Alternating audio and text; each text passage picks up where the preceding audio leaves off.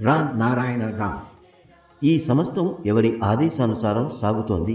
ఇది ఎవరి సంకేతంతో జరుగుతోంది? ఆ వ్యక్తిత్వాన్ని ఎలా అర్థం చేసుకోవాలి? ఈ సృష్టి ఏ శక్తి ప్రేరణతో నడుస్తోంది? ఈ భావన ఎలా ఉత్పన్నమవుతోంది? ఆ కళాకారుడు ఎక్కడ ఉన్నాడు? సాధారణంగా ఇది అంతా చెప్పొచ్చు, కానీ ఒక గడియారాన్ని ప్రతి క్షణం కదిలించాలి, ప్రతి గంటకు దాన్ని సరిదిద్దాలి అంటే ఎవరు దానిని ఉపయోగించరు. అలాగే ఈ విశ్వంలో కూడా అన్నీ ఒక నియమానుసారం స్వయంచాలకంగా జరుగుతుంటాయి.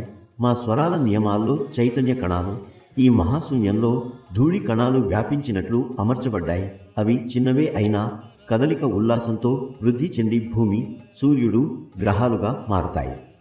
నిజానికి అనేక కణాలు కూడినప్పుడు భూమి ఏర్పడుతుంది. అగణితమైన ఇసుక కణాలు కూడినప్పుడు ఒక దేశం ఏర్పడుతుంది. మృణ్మయ భూమి అని పిలువబడే ఈ గోళాకార వస్తువు కూడా అనేక అణువులు, పరమాణువుల మిశ్రమంతో రూపొందించబడింది. మట్టికి తన సొంత ఆకారం ఉండదు. అందులో నీరు, ఆవిరి, అగ్ని ఉన్నాయి. ఇవన్నీ కేవలం సూర్యుని నుంచే రావచ్చు.